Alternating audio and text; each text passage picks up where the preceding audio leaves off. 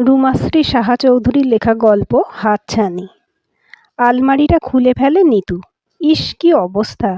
একটুও গোছানো নয়। কতবার ভেবেছে গুছিয়ে রাখবে, কিন্তু আর হয়নি। চাবিটাই তো পায়নি হাতে।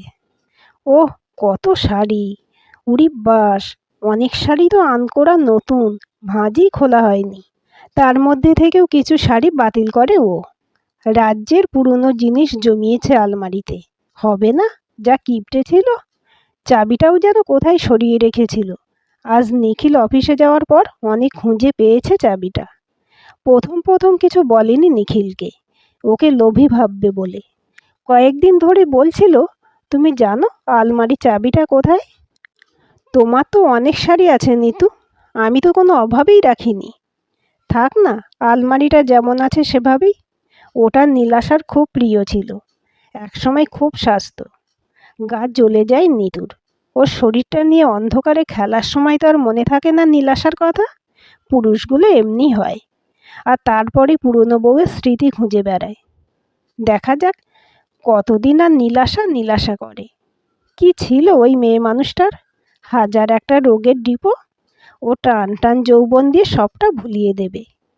নিখিল অফিসে যাওয়ার পর অনেকটা সময় হাতে থাকে, তাই আজ নিশ্চিন্তে আলমারি খুলেছে নিতু।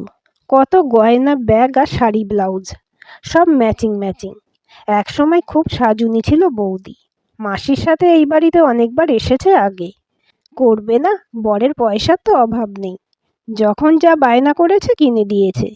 ছেলেপুলে তো হয়নি, তাই বউকে মাথায় করে রেখেছিল। কিন্তু সেই নীল জরির কাজ করা বেনারসিটা কই? আর সেই লাল নকশি কাঁথার শাড়িটা? ওই শাড়ি দুটো বৌদির খুব পছন্দের ছিল। এই বাড়িতে যখন ও কাজ নিয়ে এসেছিল তখন দেখেছে দুবার বৌদিকে বিয়ে বাড়িতে পড়ে যেতে। চোখে লেগে আছে এখনো। তখনই মনে হয়েছিল এই শাড়িটা ওর সেক্সি ফিগারেই যায়। পাড়ার মন্টুদা বিশুদা তো ওকে দেখলেই লাট্টু হয়ে যেত। ইস, ওর বয়ে গেছে ওই লোফারগুলোকে পাত্তা দিতে। কোথায় বড় লোকের বউ হবে তা না, সারা আলমারি খুঁজে অনেক পছন্দের জিনিস পেলেও ওই শাড়ি দুটো পেল না। কে জানে কোথায় গেল। নীলাশা নিখিলের আগের পক্ষের বউ। একসময় ভালোবেসে বিয়ে করেছিল ওকে, কিন্তু 5 বছর বাদেও যখন কোনো সন্তান হলো না, একটু একটু করে বদলে গেল নীলাশা। বাতিকগ্রস্ত, শুচিবাইগ্রস্ত হয়ে পড়ল। প্রায় সময় কেটে যেত বাথরুমে। এটা ধুচ্ছে, না হয় ওটা ধুচ্ছে। দিনে যে কতবার স্নান করতো তার ঠিক নেই। বাড়ল সুগার আর প্রেশার। ডাক্তার দেখাতে কোনো ত্রুটি করেনি নিখিল, তবে ঠিকমতো ওষুধ খেত না নীলাশা। আর লুকিয়ে লুকিয়ে খেত মিষ্টি। নিখিল বাড়িতে না আনলেও ও বেরিয়ে যাওয়ার পর নিজে বেরিয়ে খেয়ে আসতো। যদিও পাড়ার দোকানে বারণ করা ছিল, তবুও ঠিক খেত মিষ্টি। একটা সময় সংসারের কোনো কাজই আর ওর করতে ভালো লাগতো না। বাইরে থেকে এলে সব জামা কাপড় সাবান দিয়ে কেচে ফেলতো। কাউন্সেলিং করে একটু কমতো, কিন্তু যেতে চাইতো না, তাই আবার বাড়তো। প্রায় দিন ওদের রান্না খাওয়া হতো না। অগত্যা ওদের ঠিকে মাসিকে বলে রান্নার লোক খুঁজছিল। মানে এমন লোক যে সারাদিনই থাকবে বাড়িতে, সবটাই খেয়াল রাখবে আর নীলাশাকেও যত্ন করবে। একদিন সকালে মাসি নিয়ে এসেছিল নিতুকে। দাদাবাবু, এই আমার বোনঝি গো। আগে এসেছে 2-1 বার এই বাড়িতে আমার সাথে। খুব ভালো মেয়ে, সব কাজ পারে। নীলাশা মুখটা কুঁচকে বলেছিল, তোমার স্বামী নেই? বিয়ে হয়েছে? মাসির শেখানো কথাই উত্তর দিয়েছিল, বিয়ে হয়েছিল গো বৌদি, ছেলেপুলে হয়নি বলে বর অন্য বিয়ে করেছে। কেন যেন নীলাশার মায়া হয়েছিল, ওর মতোই তো মেয়েটা। দুজনের দুঃখও এক। তাই ও বাড়িতে চাকরিটা হয়ে গিয়েছিল নিতুর। নিতুর বিয়ে হয়েছিল ঠিকই, তবে ওটা একটা মোহ ছিল। বাচ্চা না হওয়ার ব্যাপারটা বানানো। একটু একটু করে নীলাশার মন জয় করে নিয়েছিল নিতু। বুঝে নিয়েছিল নীলাশার কি পছন্দ আর কি অপছন্দ। নীলাশাও বেঁচেছিল, যাক, ও ওর মতো থাকতে পারবে। আর নিখিলের খাওয়া দাওয়াটাও একটু ঠিক মতো হবে। নীলাশারা 2 বোন। ওর বোন বিয়ের পর বাইরে থাকে। ছোট থেকেই নীলাশা বোনের থেকে একটু পিছিয়ে। তাই হয়তো একটু একটু করে অবচেতনে কখন যে হতাশা সৃষ্টি হয়েছিল কে জানে। মা মারা যাবার পর আরও একা হয়ে গিয়েছিল। ওর বোন রুনা অনেক চেষ্টা করতো সহজ হতে। মাঝে মাঝে ফোন করতো, নিখিলের সাথে অনেক কথা হতো, দিদির সাথে একটু কম। ওকে ভালো থাকতে বললেই বলতো, তুই বুঝবি না, তো চাকরি আছে, বাচ্চা আছে, আমার কি আছে বলতো। অথচ কোনো কাজ করার ইচ্ছেও ওর ছিল না। রুনাই ভিডিও কলে নিতুকে দেখে নীলাশাকে বলেছিল, দিদি একটু নজরে রাখিস, মেয়েটাকে খুব চালাক মনে হচ্ছে, দেখতেও তো বেশ ভালো। কানে ঢোকায়নি নীলাশা, বরং ওর প্রশংসায় পঞ্চমুখ হয়েছে। নিতু ধীরে ধীরে থাবা বসিয়েছিল নীলাশার ফাঁকা জায়গাগুলোতে। বাড়ির সব কিছু নিজের হাতের মুঠোয় আনতে শুরু করেছিল, এমনকি নিখিলকেও। নিখিলের খাওয়া দাওয়া, টিফিন, জামা কাপড় সব খুঁটিনাটির ব্যাপারে নজর রাখত। অফিস যাওয়ার সময় হাতের কাছে সব গোছানো পেয়ে যেত নিখিল। একদিন দারুণ সব রান্না, পছন্দের টিফিন বানাতো। সত্যি মেয়েটা খুব কাজের। একদিন নীলাশাকে বলল, ওর মাইনেটা একটু বাড়িয়ে দিও পারলে। আসলে নীলাশার মিষ্টির যোগানটা নিতুই দিত, অথচ সুগার বাড়লে উল্টে বলতো, এই দেখুন দাদা, মেথির গুঁড়ো, নিম পাতা, করলা, আমি তো নিয়ম করে সবটা দিই। ওষুধও খাচ্ছে বৌদি ঠিক মতো, ইনসুলিনও নিচ্ছে, এখন তো আমি দিই। নীলাশা ততদিনে খুবই বাতিগ্রস্ত হয়ে পড়েছে। মাঝে মাঝে একটু ভালো থাকে, আবার খারাপ হয়। সেদিন অফিস থেকে ফিরে নিতুকে দেখে একটু চমকে ওঠে নিখিল। এই শাড়িটা তো নীলাশার, কত স্মৃতি আর প্রেম জড়িয়ে আছে এটার সাথে। শরীরের ভেতরটা শিরশির করে ওঠে, অনেক দিনের অতৃপ্তি জমে আছে। ওর দৃষ্টিটা নিতুর চোখ এড়ালো না। তবুও নিখিল ঘরে গিয়ে বলল, তোমার শাড়ি আর ওকে দিও না, শাড়িটা পুরনো হয়েছিল, ও চাইলো তাই দিলাম। চা জল খাবার দেওয়ার সময় ইচ্ছে করেই আঁচলটা ফেলে দেয় নিতু। ওর বুকের দিকে চোখটা চলে যায় নিখিলের। টান টান নিটোল শরীর, বুকটা তোলপাড় হয়ে যায় ওর। নিতু সবটাই নজর করে, আবার আঁচলটা তুলে নেয় গায়ে, মুখটা লজ্জা লজ্জা করে।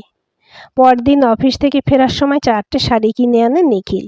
নজর রাখে নিতু, আড়াল থেকে শোনে ওদের কথা। 2টো শাড়ি তোমার জন্য, এই দেখো তো, আর এই 2টো নিতুকে দিও। শাড়ি গয়না বরাবরই পছন্দ নীলাশার, যদিও আজকাল আর কিছুই যেন ভালো লাগে না। চোখটাও বেশ খারাপ হয়ে গেছে, পায়ের তলায় একটা ইনফেকশন, ডাক্তার বলেছে সবটাই হাই সুগারের জন্য। তবুও নীলাশা একটা শাড়ি দেয় নিতুকে। নিখিলকে বলে, এই সেদিনই তো 4টে পুরনো শাড়ি দিল। মাথাটা গরম হয়ে যায় নিতুর। পাকা শিকারির মতো একটু একটু করে নিখিলকে হাত করতে শুরু করলো। নীলাশার শরীরটা বেশ খারাপ, ওকে বাইরে চিকিৎসার জন্য নিয়ে যাবে ঠিক হলো। সেদিন নিতু একটা কুর্তি পরেছে। এই বাড়িতে এসে ওর জেল্লা আরও বেড়েছে।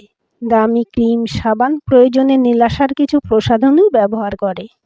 নিখিলের অফিস থেকে ফিরে মনটা খারাপ হয়ে যায়। আজ বড় ঝিমোচ্ছে নীলাশা, সামনের সপ্তাহে তো ওদের যাওয়া। নিতু চার পকোড়ার প্লেটটা দিতে গিয়ে ইচ্ছে করেই ছোঁয় নিখিলকে। বিদ্যুৎ খেলে যায় ওর শরীরে। দাদা চিন্তা করবেন না, বৌদি আবার সুস্থ হয়ে যাবে আগের মতো। একটু একটু করে ক্ষুধার্তের দিকে মাংসের টুকরো এগিয়ে দেয় নিতু। বড় মায়ার লোভ পড়ে গেছে এই সংসারের উপর। কি সুন্দর সব সাজানো গোছানো, এখন তো সবটাই ও নিজে করে। সবাই ওর আঙুলে নাচে, শুধু বৌদির বোনটাই কেমন যেন। শুনেছে মাস 2 বাদে আসবে এখানে, তা আসুক, কিছুই করতে পারবে না। তার আগেই ওর দাদাকে হাতের মুঠোয় করে নেবে। চিকিৎসার জন্য দক্ষিণ ভারতে যাচ্ছে নীলাশা, নিতুও সাথে যায়। জীবনে কোনোদিন এসিতে ওঠেনি নিতু। নীলাশার শরীর খারাপ, তাই এসি টুয়েই যাচ্ছে ওরা। কি সুন্দর পর্দা টানা, একটা সিট ফাঁকাই আছে, তাই পর্দার ভেতরে শুধু ওরা 3 জন। সত্যি নিতুটা খুব যত্ন করে নীলাশাকে। আজ নিতুর দিকে বারবার চোখ চলে যাচ্ছে নিখিলের। বাইরে যাচ্ছে বলে পার্লার থেকে মুখটা ঘষে মেজে এসেছে, ভ্রু প্লাকও করেছে। বাড়ি থেকে খাবার দাবার সব কি সুন্দর গুছিয়ে এনেছে, এমনকি চা কফিও। মেয়েটা সব দিকেই নজর। রাতে নিখিলের মাথাটা খুব যন্ত্রণা করে। ওষুধের পাউচ তো ব্যাগে আছে, তাই আস্তে করে নিতুকে ডাকে। নিতু রোল অনটা ইচ্ছে করেই নিখিলের কপালে লাগিয়ে দেয়।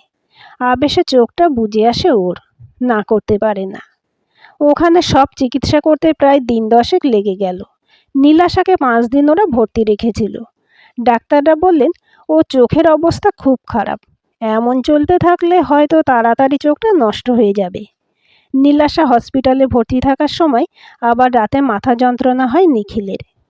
না পেরে ফোন করে নিতুকে পাশের ঘরে। ইচ্ছে করেই ওষুধটা নিজের কাছে রেখেছিল। ঘরে এসে ওষুধ নিয়েই চলে যায় না, ঝুঁকে পড়ে রাতের খোলামেলা পোশাকে, নিখিলের বুকের কাছে। নিখিলের মাথায় বামটা লাগাতে থাকে। অনেক দিনের অতৃপ্তিতে যেন ক্ষিপ্ত হয়ে ওঠে নিতু। ওর হাতটা নিখিলের হাতে। তবুও হঠাৎ ঝাঁকুনি দিয়ে ওঠে নিখিল। তুমি ঘরে যাও, এটা হোটেল, সব সময় লোকজন আসছে যাচ্ছে। শিকারকে হাতের মুঠোয় পেয়েও কবজা করতে না পেরে ঘরে গিয়ে বাথরুমে ঢুকে ঠান্ডা জলে ঝাপটা দেয় শরীরে নিতু। আগুন বেরোতে থাকে মাথা দিয়ে। ন্যাকামি, পেটে খিদে মুখে লাজ। পরদিন নিতুকে দেখে একটু অস্বস্তি হলো নিখিলের। না, এটা ঠিক নয়। নীলাশা ওকে খুব বিশ্বাস করে, দরকার হলে নিতুকে ছাড়িয়ে দেবে ওখানে গিয়ে। কিন্তু এত কিছু সামলাবে কে? দেখা যাক, দরকার হলে রুনার সাথে কথা বলবে। রুনার অনেক বুদ্ধি। কিন্তু নীলাশাকে নিয়ে আর বাড়ি ফেরা হলো না নিখিলের। ঘটে গেল এক সাংঘাতিক দুর্ঘটনা। রাতে খুবই কম দেখত নীলাশা চশমা ছাড়া। নিতুটারও সেদিন বমি আর মাথার যন্ত্রণা হয়েছিল। তবুও বারবার বাথরুমে নিয়ে গেছে নীলাশাকে। রাতে নিখিল বলেছিল বাথরুমে যাওয়ার সময় ওকে ডাকতে, কিন্তু কখন যে এতটা ঘুমিয়ে পড়েছিল বুঝতে পারেনি। ভোর রাত্রে চোখ খুলে দেখে নীলাশা নেই। নিতুও মুখ ঢেকে ঘুমোচ্ছে। ওর শরীরটা ভালো না। লাফ দিয়ে নেমে বাথরুমের দিকে দৌড়োয়, কিন্তু পায় না ওকে। ওপাশের বাথরুমগুলোও দেখে, অ্যাটেন্ডেন্টদের ডেকে তোলে, ওরা ঘুমোচ্ছিল, কেউ কিছু বলতে পারে না। ততক্ষণে নিতুও উঠে পড়েছে। শোরগোল পড়ে যায়। সত্যি তো, কোথায় গেল নীলাশা? পরদিন খবর পাওয়া যায়, রেল পুলিশ স্থানীয় লোকের কাছ থেকে খবর পেয়ে উদ্ধার করে নীলাশার মৃতদেহ। কাউকে না ডেকে চশমা ছাড়া বাথরুমে যেতে গিয়ে হয়তো ভুল করে ট্রেনের দরজা খুলে পড়ে যায় নীলাশা। পুলিশের ঝামেলা এড়ানো গেল না। পোস্টমর্টেম হলো। নিতুকেও জেরা করলো পুলিশ। দু একজন যাত্রী বলল, ওই মেয়েটি তুলনা হয় না। নিজে অসুস্থ হয়েও বারবার বাথরুমে নিয়ে যাচ্ছিল ভদ্রমহিলাকে। কান্নায় ভেঙে পড়ে নিতু। কতবার বলেছি বৌদিকে আমায় ডেকো, কেন এমন করলে? সবাই মানলেও শুধু রুনার মনে হলো এমনটা হতে পারে না। দিদিটা বোকা ছিল ঠিকই, তবে এতটা বোকামি করবে? বাথরুমের দরজা বুঝতে পারবে না? অনেক দিন লাগলো নিখিলের ঝামেলা মুক্ত হতে। তবে নিতুকেও ছাড়া হলো না। নিতু সারাদিন থাকতো না, রান্না করে চলে যেত, আবার রাতে আসতো, রুটি করে নিখিলে চা দিয়ে যেত। একটা চাবি ওর কাছেই থাকতো।